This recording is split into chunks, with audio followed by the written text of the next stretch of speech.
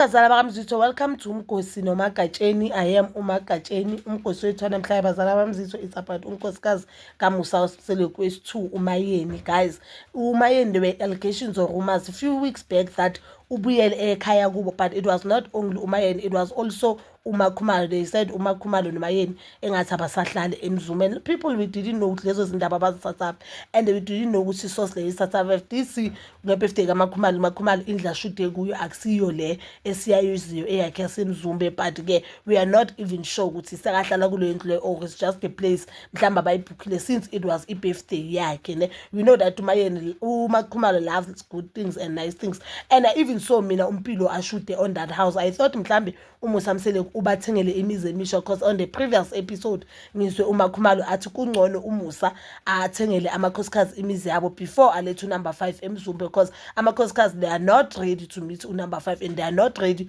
ukuhlala no number 5 eMzumbe. And I did understand that. I don't wanna lie, guys, if awufuna ukuhlala nomuntu awufuna ukuhlala nomuntu, and mind you lo nkosikazi akuso wakho phela, isithembu akusesakho, isithembu sakaMusa. So if umuntu azohlala egcekeni nani, you are forced guys ukuthi ukhulume naye, you are forced ukuthi umbulise while ngapha usepenini, kanti makasekudeni mawusekudeni it's so easy ukuthi avoid guys. But ke today I wanted to talk about uMayeni. Umayeni did a video.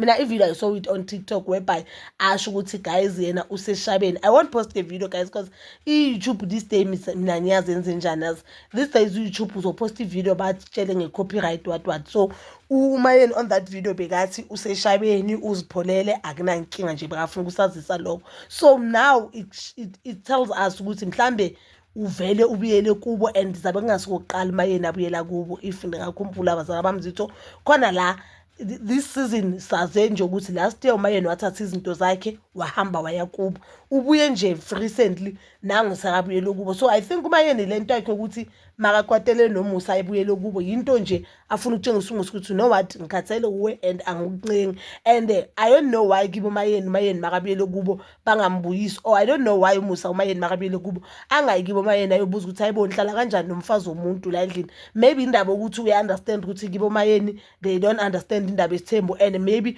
uMayeni makabuyile kubo they baba happy, you know kini, if they are against what they are doing vele maso uyekile they just become happy to know what as long as ubuyile ukuthi umfana uyenzani or ubaba lo kwenzakalani they do not care. But ngiyamzwela nje uMusa Seleko, we know that abona I've seen mina abantu abaningi saying ukuthi uMusa Seleko mhlamba akamthanda uMayeni, but guys let's just be honest, uMusa Seleko noMayeni bayathandana, and uMayeni ukubuyela kubo akusuka ukuthi mhlambe usuke vela angasamfuni uMusa. Sometimes indlela ukuthi you know what, since ungafuni ukuveza ifezo zami ezumyeni wami, or since ungafuni ukungimamela ezumyeni wami, ngcono ngibuyele ekhaya kithi uhlale nalabo bamamelayo. Mhlawumbe uMayeni sometimes uMayeni makabuyela kuwe yinto yokuthi usuka afuna attention kaMusa ukuthi uMusa amnaki, because truly speaking uMayeni makabuyele kubo uyamnaka, ngoba even the last time wisimbonile ukuthi uyowambiza wambuza ukuthi hayibo kwenzakalani. uMayeni wachaza ukuthi hayibo indoda yangidelela nje ngoba ngangifuna amaphepha wemoto,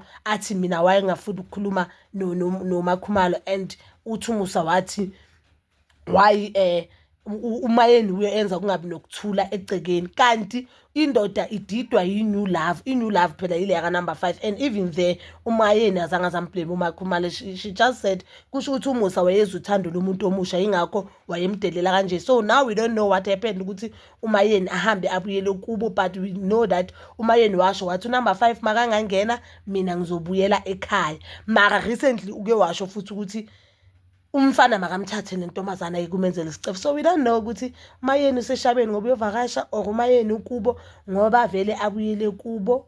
We don't know. I just hope and pray ukuthi if vele ubuyele kubo ukuthi uhambe nengane zakhe, because what we saw ngumnini crying ukuthi umama yakhe akekho iyamzwisa ubuhlungu ayikusinto right. So it's wise ukuthi mangabe ubuyela kubo athathe ingane zakhe, especially umnini nalo mncane ashiya impumela indoda endala mos nayo inesithembu sakhe somjolo. Bazalwa bamzitho, please do comment down below your thoughts, and please don't forget to like, subscribe, share and hit that notification button. Nginithanda ukuya nokubuya.